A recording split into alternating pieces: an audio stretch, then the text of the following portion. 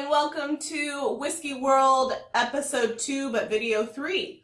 So today we are talking about Season 2, Episode 2. We're doing a full recap and review. If you stumbled across this video and don't know what Whiskey World is, we'll link you to our original video, and let's talk about Episode 2.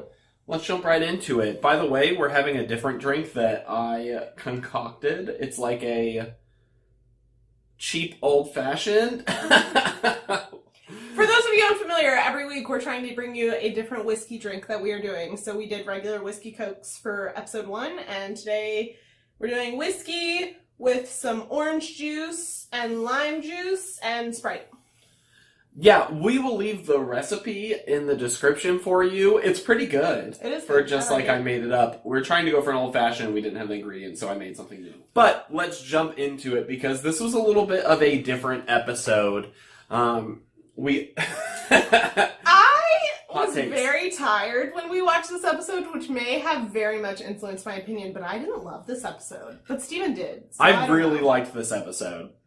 And it was a little bit different because we primarily followed Dolores and William, or the Man in Black. And we didn't see Bernard at all, and we only saw Maeve when she cameoed in Dolores' scene. So it was a very interesting episode, and I think we learned a lot throughout it, which is why I liked it. So with Dolores being the main spotlight of this episode, we have learned that she is developing an army, which we were clued in on a little bit in episode 1. However, we got a little bit more of that shown on screen this time. She's full on trying to make alliances and bring people over to her side, and also weed out the hosts that are not quite elevated enough for her liking. It was interesting to see how she was handling some people. She clearly has some sort of god complex going on because she'll kill them and then reactivate them and be like, look, I brought you back to life, to manipulate the other host. So I feel like that might backfire eventually. As someone who greatly admires and loves Dolores, she was a little much this episode. She was a little scary in a not fun you go girl way. We'll see where her character continues to go. But, interestingly enough, Teddy also had a little bit of development because Dolores shows Teddy the room full of all the people, all the old hosts that were, retired. And he, freaks out, as is expected. But then after that, he was pretty on board with Dolores for the rest of this episode. I don't really know what's going on with Teddy. I feel like he's kind of just following along because he feels very overwhelmed mentally. This is how I would analyze a human response in these situations. So with him, I don't know. But it just seems like he's very hesitant but doesn't quite know what to do about it, so he's just going along with it for now. Yeah, it'll be interesting to see where his arc goes. So we also get flashbacks to the flashback in this episode. So we're going way back, not to when shit went down at the end of season 1, but actually back to the beginning of Westworld. And we see Dolores in the real world, outside of Westworld, and she is being presented as a demonstration, or she's meant to be a demonstration, and Bernard is playing favorites with her and doesn't want her to be used as the demonstration, and then later we find out it's because she seduces what's-his-face, who's William's friend. Logan, sure. I think is his name. And so you can see that Bernard has some emotional ties to Dolores, which I think we'll get some more screen time on later, is my theory. Not Bernard, Arnold. I'm going to keep doing that on all of these videos. Sorry. Bernarnold. Well, that's just Arnold. I say Bernard is Bernarnold. But that was just Arnold. You're right, that's just Arnold pre-Bernard. Moving on. My favorite part of, I think, those scenes was the fact that Dolores was in the present, our present, watching the show, being I know the true purpose of the park, and I know what they had planned here, and I know what they were doing, because in all these scenes in the flashbacks, she's either powered down or just around, and the thing is, now that she can access all her memories, she can go back and go, oh, I was powered down, but I still recorded what you said, and so now I know. What the park's purpose is for, which is to steal information, essentially, record it, and use it as leverage, possibly. Dolores essentially has all of the puzzle pieces at this point, and as far as we know, she's the only one who has all the puzzle pieces, and she's using it for evil. But I also like that this episode gave us a little bit more background into Delos and the creation of this and how they got the investment to create Westworld in the first place before it turned into this big, like, at least 6-part extravaganza. You see the beginning of it, and I think that's cool. So I was a little conflicted on this being a part of this episode. At first, I really didn't like it because I thought that the creation of the park was kind of a moot point, like it doesn't really matter for what we're dealing with now. However, the more I think about it, the more I actually like that they included that. It adds an interesting perspective on the snowball effect and how things got started, and it also displays Dolores's beginnings as well, which I think is going to be crucial as we learn more about her character and her intentions. As Steven mentioned earlier, Maeve does meet up with Dolores unintentionally at one point during this episode, and our theory going into this season was that they were going to butt heads quite a bit, and I think that that was displayed to be true in this episode. They didn't have a whole lot of interaction, but they very clearly have different motives and different ways to reach those motives. Maeve is a little bit more like, I just want to do me and get my girl and go, and Dolores wants to take over the world. I think Maeve wants to become part of the world. That's my theory, is that she just wants to get her daughter and go assimilate into the real world somehow, and she's smart enough to do it. Or that she sees more options, whereas Dolores is very much like, we are going to be forced to fight them, so we should bring the fight to them first.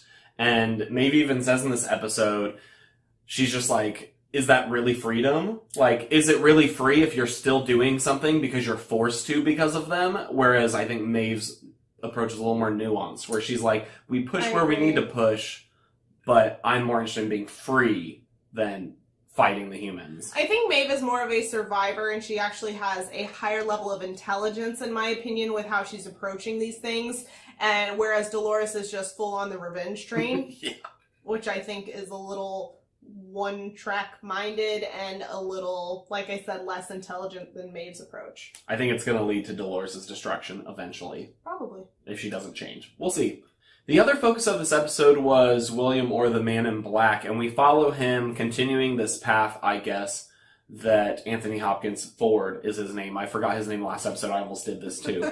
Ford's character laid out for him. He clearly set some sort of destination in mind for the Man in Black, and that's pretty interesting as he follows it. He picks up Lawrence, which is kind of his go-to buddy, which I think they did because it's more interesting to have banter than to have one guy just riding along.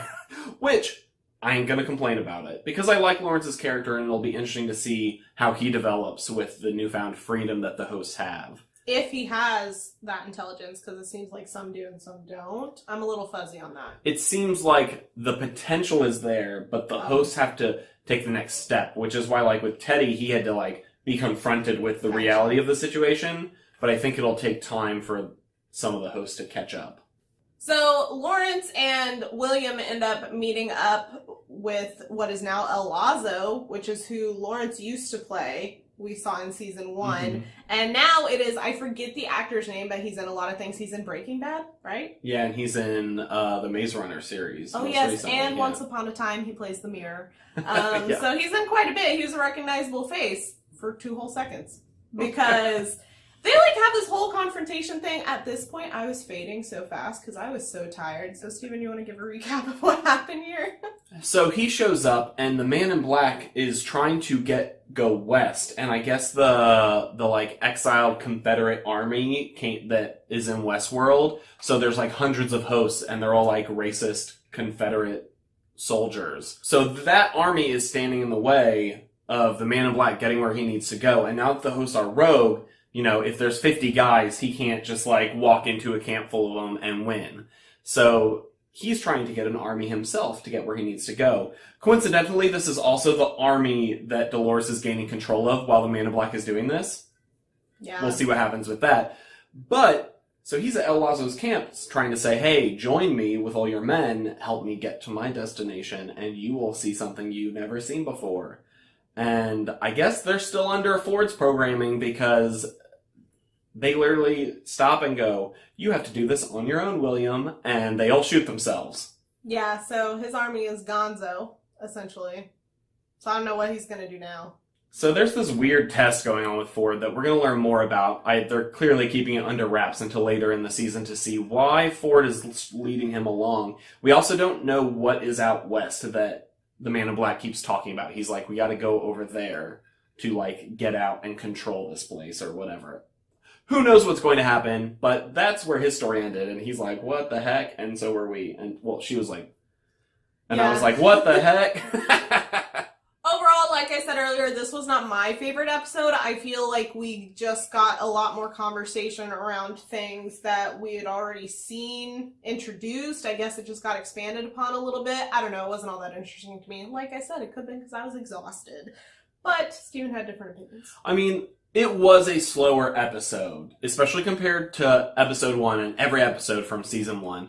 So not quite as much happened, and I think because it was a little more intimate with just 2 characters, but I liked that they kind of slowed it down. I felt like you got a better grasp of where Dolores currently is, and got to follow the Man in Black a little more. So I hope they don't do this every episode, is what I would say. I also think the flashbacks are getting a little much. I don't hate them yet, but like the flashbacks within flashbacks and like having like 3 different timelines that we're paying attention to now, it's not necessarily that I can't follow that. It just starts to make things a little muddled feeling, and it's not quite to the point where I detest it yet, but it's hovering there.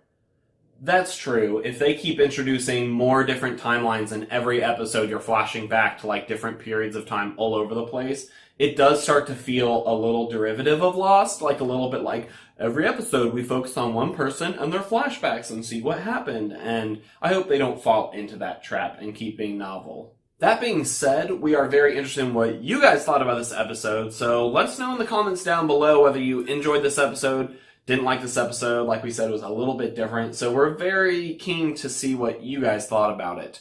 And if you enjoyed our video and enjoyed this series so far, please leave us a like. It really helps us out, helps our video get seen by more people. And if you enjoy our content, subscribe. We have a ton of different content. You know, we've been doing this Whiskey World series. We're going to continue it, but we do a bunch of other stuff on our channel too. So you guys can check that out. And if you want to see some of that now, you can click right over there, and we'll see you guys next time.